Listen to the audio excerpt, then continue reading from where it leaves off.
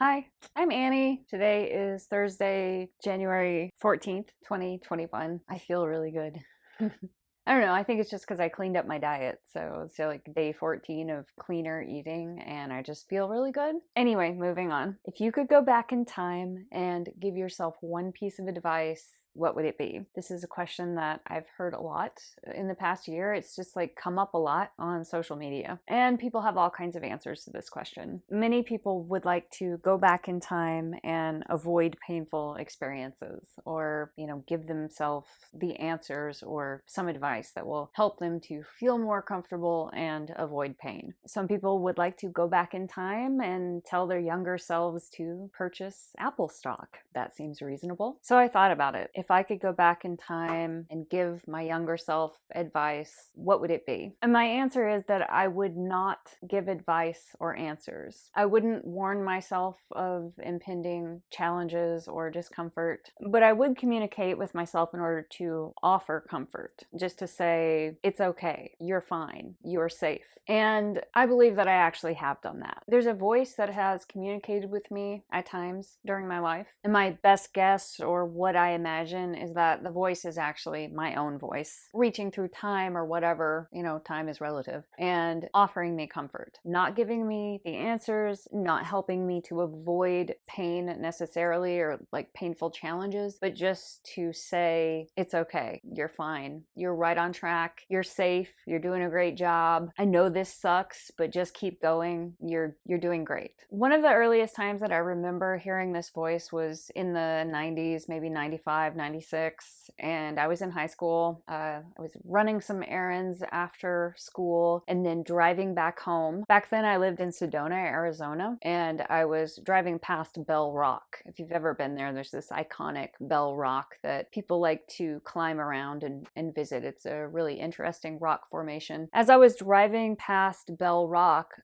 this voice came. I think this is the first time I can remember hearing it, but it said, if you pull over and park and you walk up to the top of Bell Rock, your friend Travis will be there. And I was like, whatever, what a weird thought. And I just kept driving home. This was before cell phones, so 95, 96, I didn't have a cell phone. As soon as I pulled into the driveway at home, my mom came out onto the porch and she said, oh, hey, Travis called. I thought that was ridiculous because I knew that he was in Costa Rica. So I didn't, think he would be calling from Costa Rica. It all just seemed really weird to me. Eventually I did catch up with him later, phone tag and, communicating via landline, and I didn't know where he was, and he was like calling from a payphone somewhere. We finally connected with each other. He had hitchhiked from Costa Rica and showed up in Sedona. That afternoon, he had been climbing all over Bell Rock. Like, that's where he was spending his afternoon, just sort of climbing around and resting and meditating on the top of Bell Rock. And so that was pretty weird. But I was thinking, like, why? Like, what use does this information give me? When I heard the information, I didn't believe it. I just discounted it. And what would I have done with it anyway? I mean, would I really have pulled over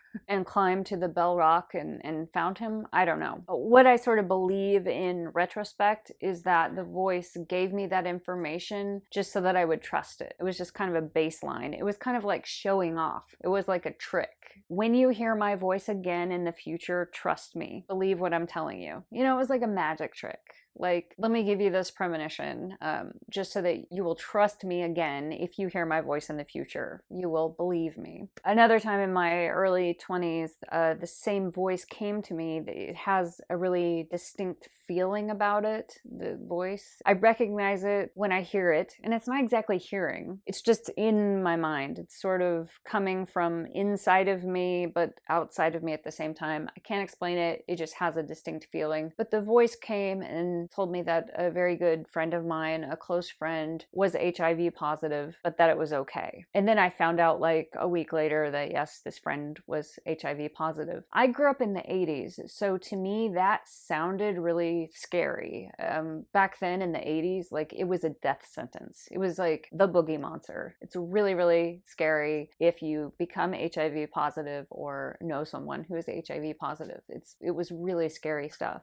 Now, of course, it's fine. I have a lot of friends that are HIV positive and they're just living pretty normal lives. And that's what happened to the friend. So this news that would have been really scary for me to process, I sort of got this message before then that it was actually okay. It was going to be fine. So there are a few other times in my life when the voice came not to give me any answers or help me to avoid challenge, but just to say, it's okay. You're fine. You're safe. It's going to be okay. And I'm grateful that the voice didn't give me answers. I don't want the answers to be given to me. Those are my questions, and I need to answer them on my own. I don't want anyone to take away challenge from me. That's my challenge. I'm using it to learn and grow and become myself. Really, the only way around is through. If you bypass the challenges and the difficult times in your life, it's no good. You have to go through that experience in order to grow. If everything is easy for you, you won't grow and you won't learn what you need to learn and you won't become. You won't keep becoming yourself. You won't become more integrated. You won't become more whole. You need those challenges in order to travel in an upward direction. As I get older, I really understand that pain is a gift. Challenge is a gift. It's the friction in life that polishes the rough edges.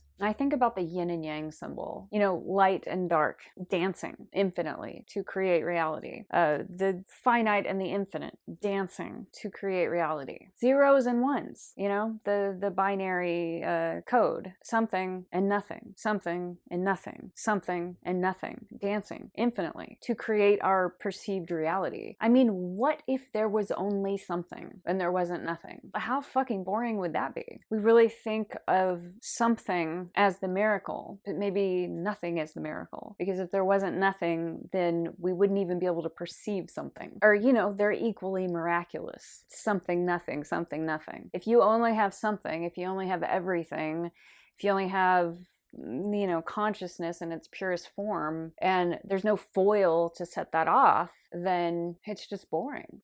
You can't even perceive it. You need friction. You need pain in order to appreciate joy and magnificence and beauty. Like when you have a stone, a ruby or a diamond or an emerald, it's so pure that when you put it in the little facet in the ring, it's boring. It's boring because it's so pure. And so what jewelers do is they put a piece of foil underneath the jewel so that it pops and you can see it. So they're taking this beautiful, pure thing and they're sort of like corrupting it and adulterating a little bit by, adding something else in so that you can actually see it. And that's where we get the word foil, like in a drama, like in a story, there's a foil, there's a villain. And the purpose of that villain is to contrast, all the good characters, the good and evil, so that we can appreciate the goodness, so that there's this tension within the narrative, so that there's something to overcome. There has to be something to overcome or else life is just completely boring. Do you ever watch that show, The Good Place? It's a great show. Anyway, in the final season of the cast of characters, they all finally make it to the good place and they're just bored out of their minds because all of their questions are answered and anything they want, they can summon in an instant. They have everything they want all the time. It's just really boring and they get depressed and one by one, they decide to move on. They decide to go on to the next step, which is unconsciousness or a different consciousness. They don't know. It's a mystery, but they're leaping into this unknown, imperfect or whatever, just to get away from the perfect. It's too much perfect all the time. And I think as you get older, you really start to internalize that and understand that the pain is the gift. The challenges that you've been through are the most amazing things in your life, because if you didn't have those, you wouldn't be able to appreciate all the good things. You wouldn't be able to grow. You wouldn't have made it as far as you have without the challenges. So if I could go back in time and give myself any piece of advice, I wouldn't. I would only offer comfort. I would say, you're doing great. Keep going. I know this sucks. I know it's really hard, but you are right on track and you're actually okay and you're safe and you're doing great. Hey, if you want to chat with me about this or anything else within reason, you can schedule a one-on-one video session with me. Just check out my snug link in the description.